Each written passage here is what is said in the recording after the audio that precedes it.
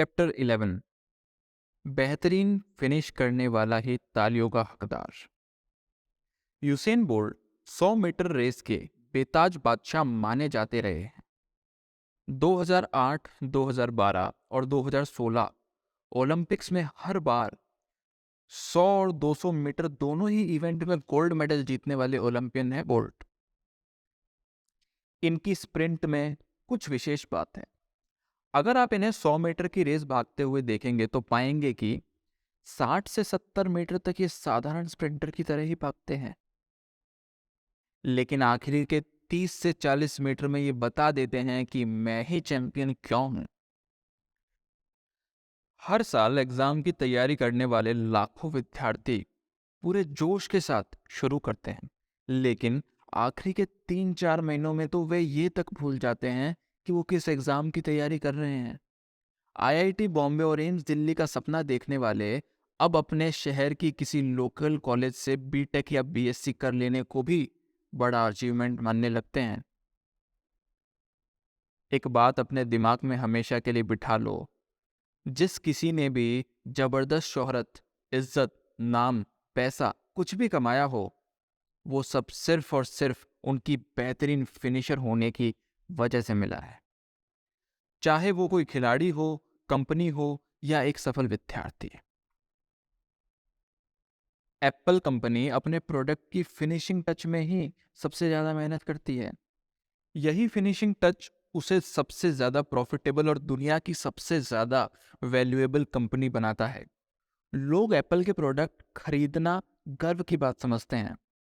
धोनी को तो लोग क्रिकेट कम फिनिशर के तौर पर ज़्यादा देखते हैं।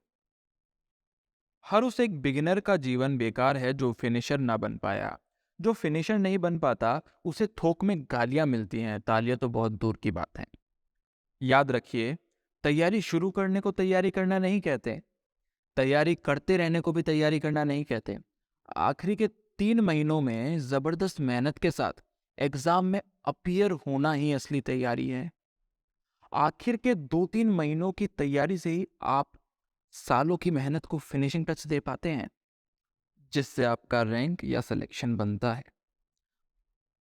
मान लीजिए किसी बाल्टी में कुछ कोशिकाएं मतलब सेल्स हैं जो हर मिनट डबल हो रही हैं।